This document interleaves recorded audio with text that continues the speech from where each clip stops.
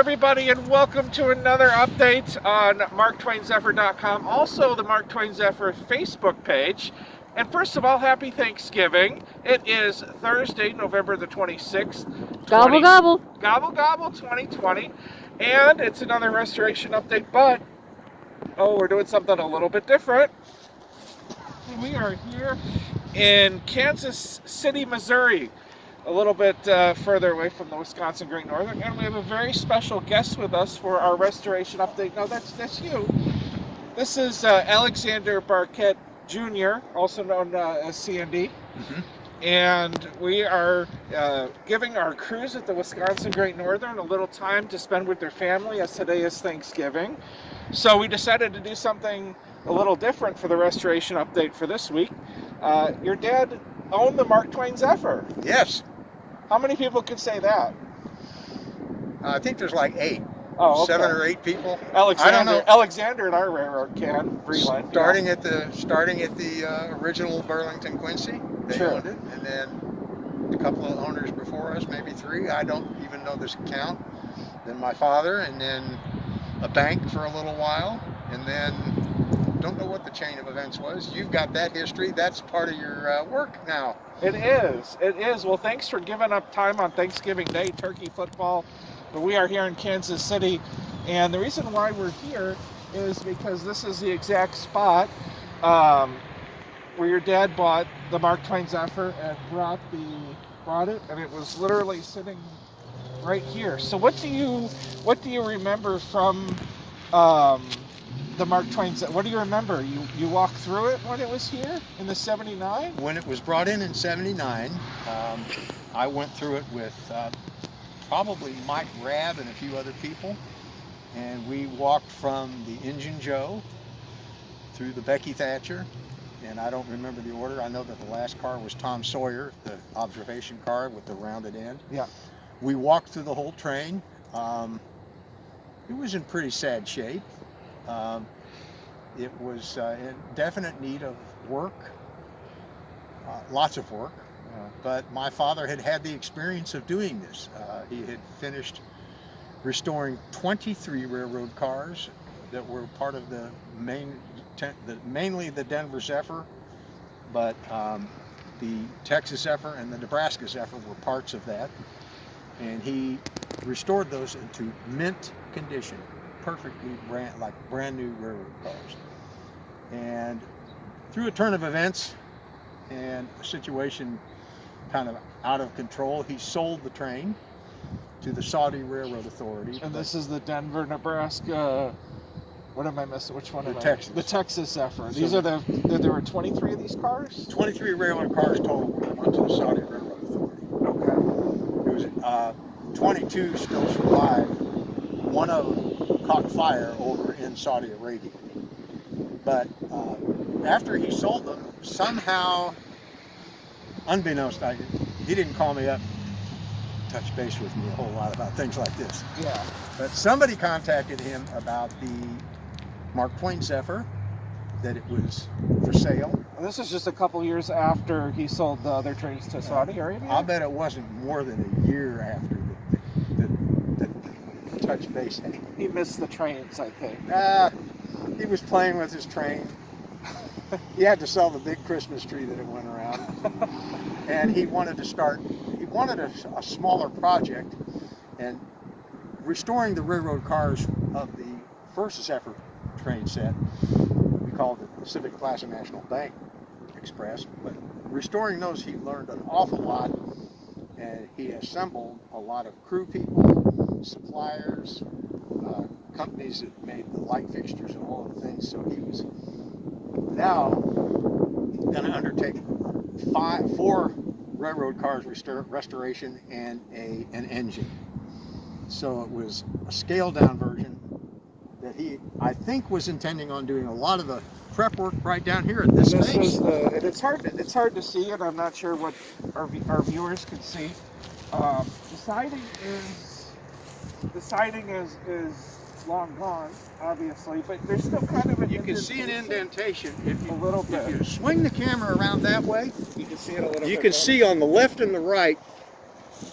You can see ditches on the left and the right where the tracks So right sat on the here. crown. Okay. So the tracks came through here and connected up, and swinging back around. Swing back around, you can see. These trees were not here. So the siding would have went, if you walk the video like this, where the trees were, and then back onto the right railroad line. Right. It's always funny how weeds grow near railroad tracks. Yes, and old cars. And old cars. And so the reason why it was here is because your dad developed the subdivision, and he actually owned the siding, so he wasn't paying anybody to keep the Mark Twain Zephyr. He was there because he owned the actual siding. Precisely. Okay. And this field was for much future expansion because he still had other properties up that way and some properties over that way and a large field over there that he was intending on. He kind of wanted to keep this field open for a while. What was the condition of the Mark Twain Zephyr when it first arrived here? The stainless steel and the basic structure of the train was in solid shape. The trucks were usable because it rolled in on the trucks, but I don't think that they brought it in at full speed. The interior of the train and the windows, a lot of them were broken out and boarded up. So it arrived from the old threshers in Mount Pleasant, Iowa to here in Kansas City in that shape. Pretty bad shape. Okay. But this never stopped him. He loved the first work he did. He'd done 23 railroad cars to mint condition. So 4 or 5 more. What's 5 more? I mean, literally at this point in the thing, the most complicated thing he had to do was the engine. Engine Joe, the main power plant. The rest of it was, at that point in time, for him, it was doing it in his sleep. I would say in his sleep. Becky Thatcher, the Huck Finn, the 500 from the Pioneer Zephyr, and the Tom Sawyer. Right. All of those. He got it down with the other 23. And the other 23 had a flavor of every railroad car that Mark Twain, except for, again, the Engine Joe. He was not, at this point in the game, he wanted that to be his gemstone, so to speak, because the things where he wasn't able to do on the first set of railroad cars for any number of reasons, which I can't imagine what they were, because he, as I told you, when he restored those cars, he hired people that were in their 60s and 70s that had worked for Pullman and Budd car manufacturing. He went to Timken Bearing, and they manufactured the bearings for the original Zephyr cars. And he went to suppliers that made light fixtures, plumbing fixtures for trains, seats for trains, and the textiles that were used to cover the seats and to decorate the curtains. And he had carpenters and woodworkers to refinish the wood paneling in cars that were wood paneled. So he had craftsmen that were good at it, that knew what to do. The learning experience that he had on 23 cars was now muscle memory. And what was his plan for the Mark Twain Zephyr? You said it might have run around a local park, or? Well, he wanted to return to any number of things. Before he actually settled in on any given particular idea, he passed away. But I believe the cars were even coming here from Mount Pleasant, Iowa, to Kansas City when that happened. Pretty around close, that right time. around that time. It had been in the city, but he became quite ill. Approximately the same time, he had a heart. Sorry to hear that. Well, he had a heart attack and then spent 6 weeks in the hospital, and then was supposed to come back about 2 weeks after that. They sent him home, and but he didn't make it through that next 2 weeks. So right across the street, you can't see it very well, but Through those trees somewhere. yeah, well, through those trees, the other side of those trees is the Blue River. Okay. And it wraps around this space in kind of a horseshoe bend. It goes to the east, and it comes back and heads up north. And this park is a historic space where the part of the Battle of Westport, which was a Civil War battle. Really? This was the Battle of Byram's Ford, and right where we're standing, a very bloody battle took place. Union troops coming in from the east, and the Confederate troops were sitting up there on that ridge, and Wow. And fighting ensued for several hours, and it was quite a bloody battle, quite an awful. So my father liked the history of the area, and always the history buff. The train, one of the thoughts that he kind of kicked around was there's a railroad spur or railroad main line that runs, you can see it just running to the south. He was going to put a third track and go under this bridge where they go under, and right across the way there was a park, and so he wanted to talk to the city of Kansas City about leasing a closed loop rail line that toured the park. That was one idea. The other was to relocate it someplace in this general area and do the same thing, or the other was just run it down to the train station and make it a museum. The ideas Kansas were City? Downtown Kansas City. The Union Station in Kansas City, right. Okay. So all of those things were, I won't say that any one of them was a prevalent idea. The first task was clean it up, fix it up, and then worry about, you know, what Christmas tree to run it around. Literally, I mean, it was that tertiary part of it was sometimes people like that. My father was passionate about things, and sometimes it wasn't the almighty dollar or making money at the end. It was the spirit of preserving.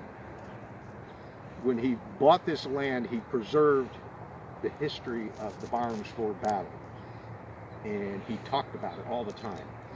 And periodically, when we were building these buildings, we would come up with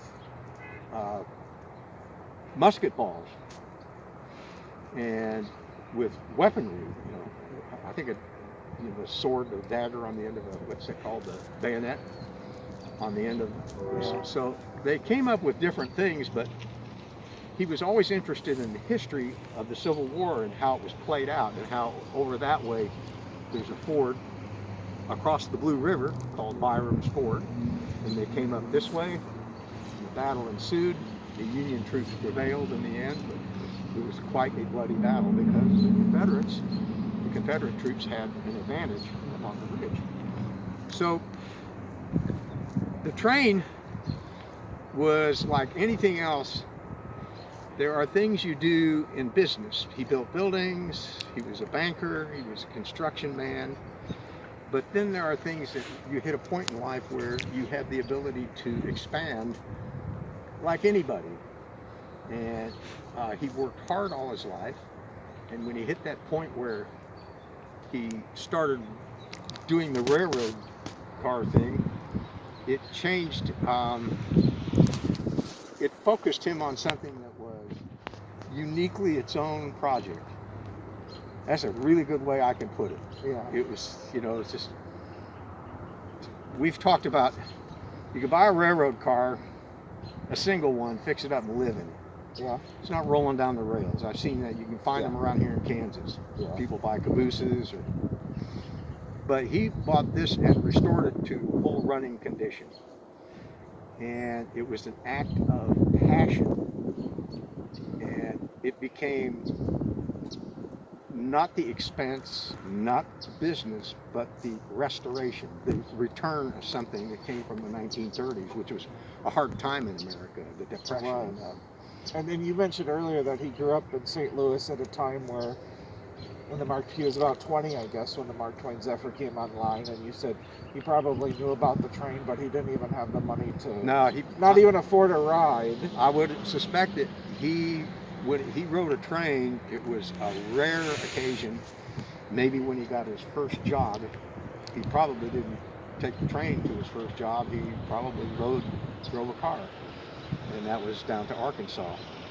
He went, I think it was either Neosho, Missouri, it sounds right, but it's down in the Arkansas area, and that's where he met my mother. They met down there in late 39 or 1940s, and he worked, and they got married. Interestingly enough, they were saying their wedding vows in the rectory of the church, a little Catholic church in North Little Rock, at approximately 12:15 after Mass, and to the west, Pearl Harbor was being bombed. Oh, So on December 7th, wow. 1941, 2 projects were started. World War II and all of the necessary raw materials to build me. My older brother, older sister, 3 younger sisters. Well, we should wrap it up. The car here was here from Yes. 79 to 87. Knowing your dad very well and being the junior of Alexander Barket, he's looking down on us 42 years after he passed away almost now. What would you feel as his son, as someone who is very close to him, what would you feel his feelings would be about the Wisconsin Great Northern having the ability and the process to hopefully in the next year we're going to renovate this and maybe live some of his dream too? What would you feel his feelings and your family's feelings about our renovation project? What do you feel about those? We'll wrap it up with that question. The way I feel is, first of all, it realizes a dream. It was his dream to restore it, and he had the wherewithal to do it, the desire to do it. Now that it's being done, I'm sure that he's smiling down on it and wishing the project makes it to a fruition that is just exactly as he would have envisioned or better. And I have a feeling we're in a different day, in a different time, and it has the potential to be better. I like to think that over time things could be better. And that's the way he thought. When he got the Mark Twain Zephyr, he thought, I can do a better job on it than I did 23 railroad cars. It's a smaller scale project and I got people. So he would be smiling. All right. Well, thanks so much, especially here on Thanksgiving Day, taking time out of your holiday. Yeah, I'm ready to go eat some turkey. Okay, let's go do it. We got a long drive back to northern Wisconsin where we'll see you. We'll get another renovation update here the first week of December coming up. All right. Appreciate your time. And it was an honor to meet the son of one of the owners, way before our time, of the Mark Twain Zephyr. And I hope your dad is watching over this. Happy Thanksgiving, everybody. Happy Thanksgiving. Yeah. Bye.